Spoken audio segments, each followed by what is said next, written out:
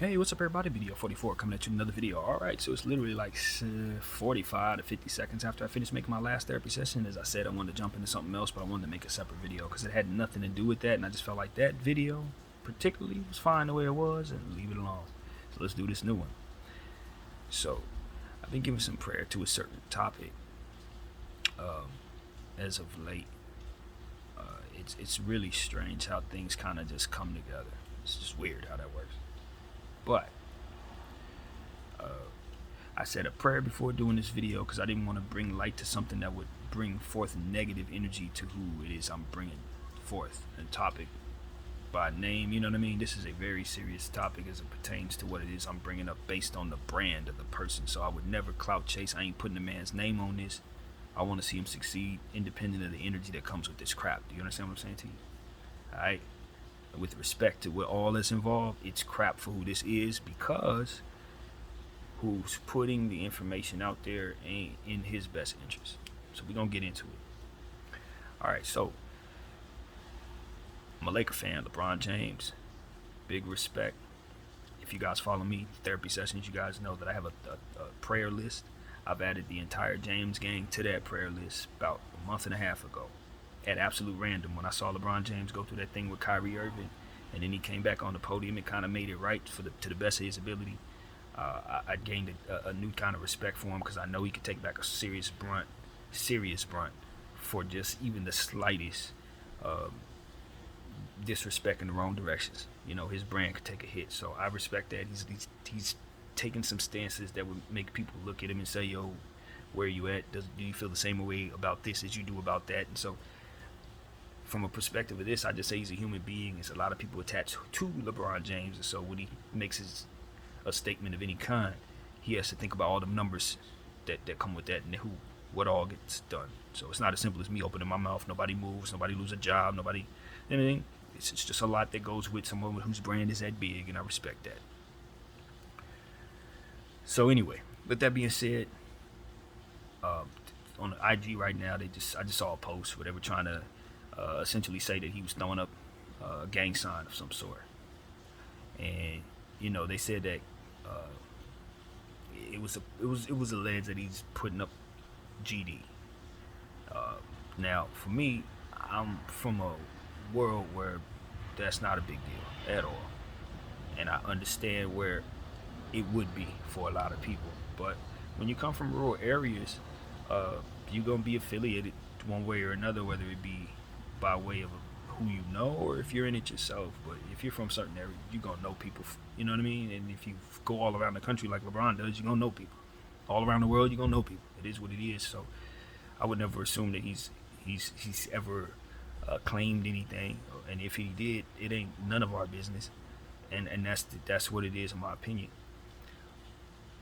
But I was giving some prayer to this because I remember a couple of weeks ago on here, I had said something along the lines of LeBron gotta stay true to the gang.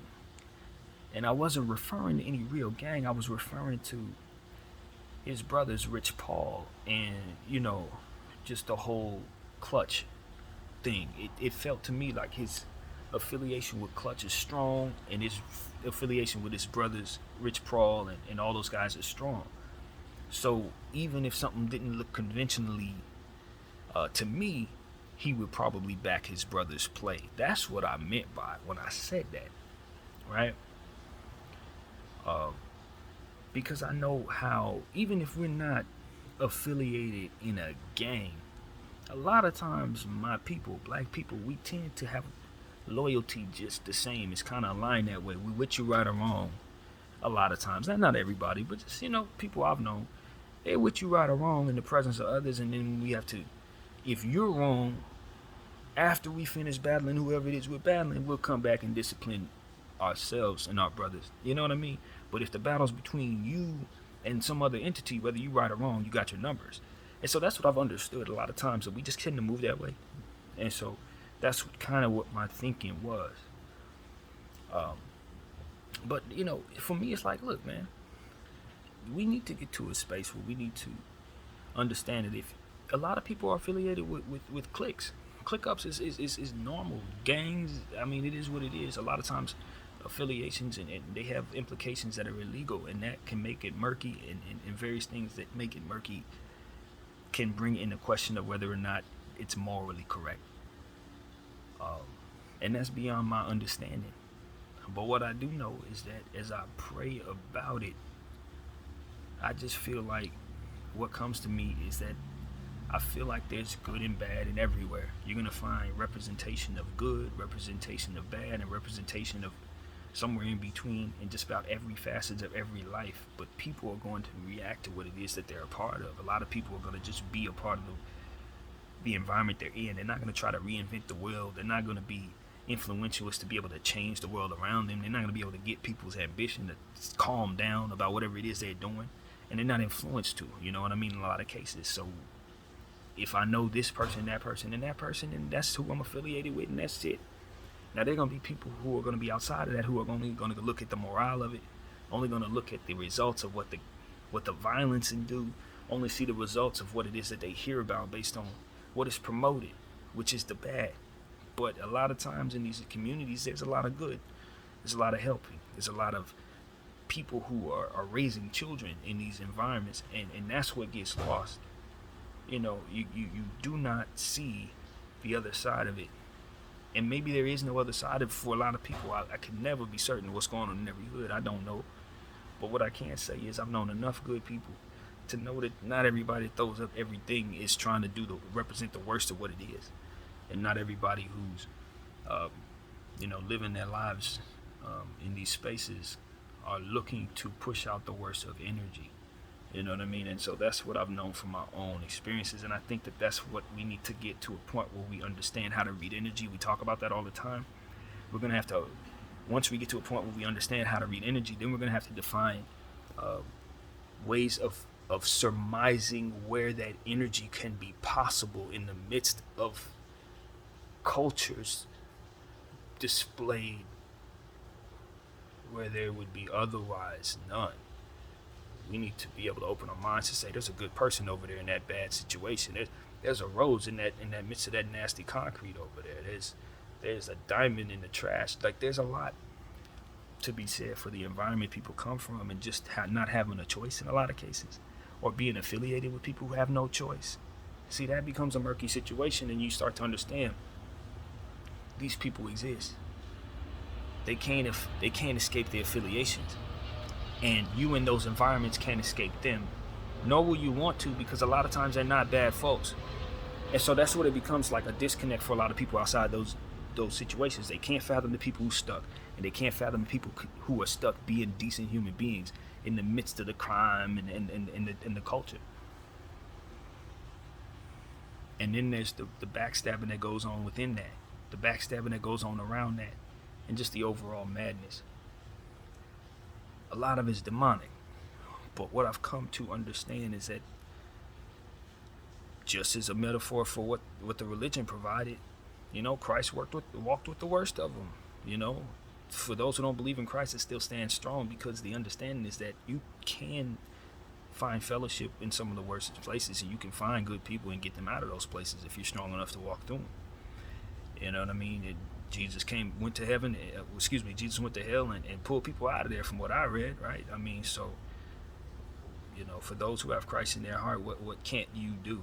You know what I mean? So I look at different people from different quote-unquote hoods or what have you, and I realize I don't see a whole lot different from them and the tribal people of our past, our forefathers, who might have been natives, who might have been African, tribal, who might have been, Aztec or what have you. They were tribal. Why are we any different just because the land, the law of the land says otherwise?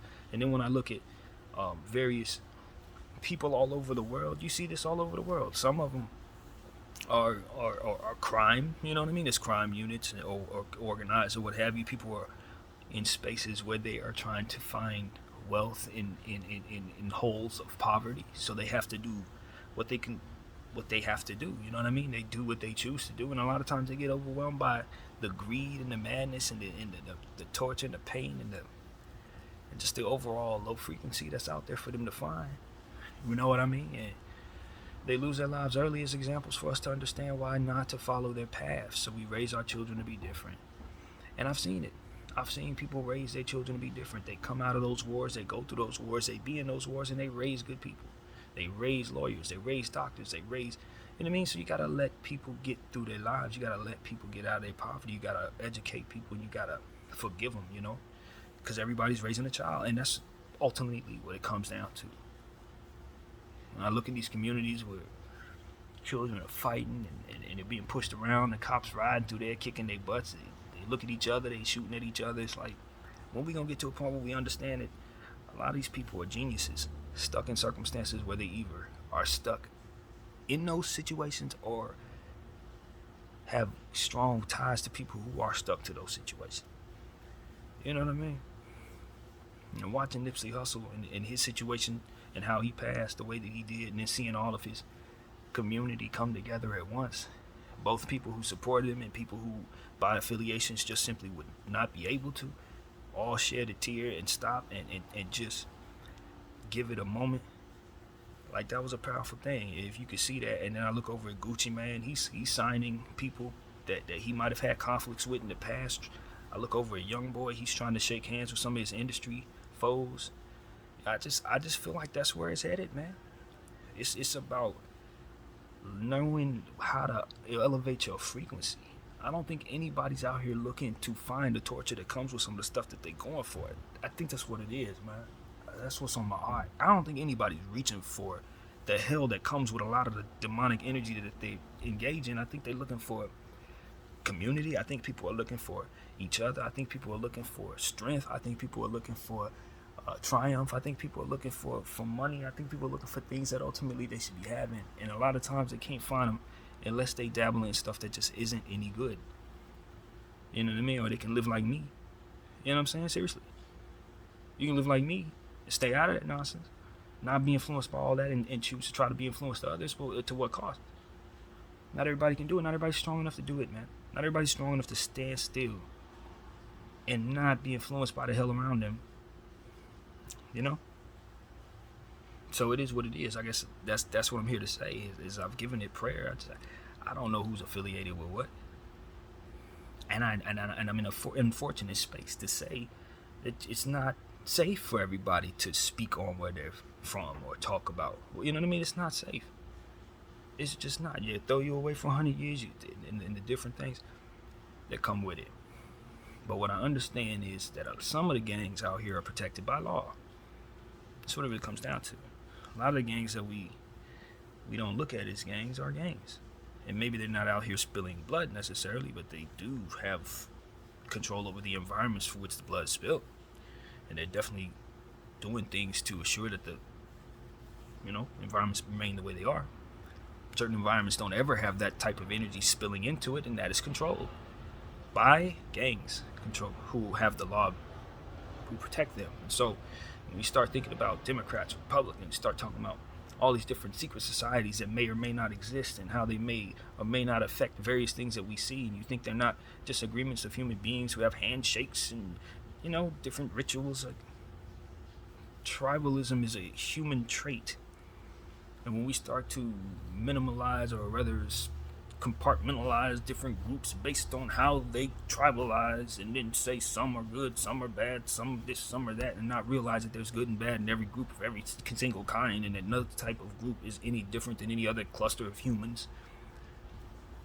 And we'll understand that there's a way to look at this stuff. There's a way to change the cultures from within the things that we're doing, and there's a way to teach people how not to go after what otherwise destroys them.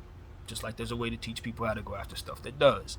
And it starts with setting a plan in place that lasts for hundreds of years, no different than the negative stuff that we've had in place for hundreds of years that have taught us how to hate ourselves, destroy ourselves, and ultimately kill ourselves. So what do? You take the flags that you have right now and you start the process of changing that. You take the money you've earned and you take the lessons you've learned and you honor the dead by doing better, literally, in your respective groups. And so as I close my eyes and I pray to God, I see Nipsey Hussle with his blue rag in heaven. You know what I'm saying? See Tupac and all his folks with the red rags in heaven. Like, they're there. The representatives of every group is everywhere. Heaven, earth, and hell. They're all there. Democrats, Republican, Bloods, Crips, GDs, BD, they're all there. Why? Because they've all had children who've died in the name of this stuff. It ain't no kids go to hell for that. My name is BDF 44. I thank you all for watching. I'm out.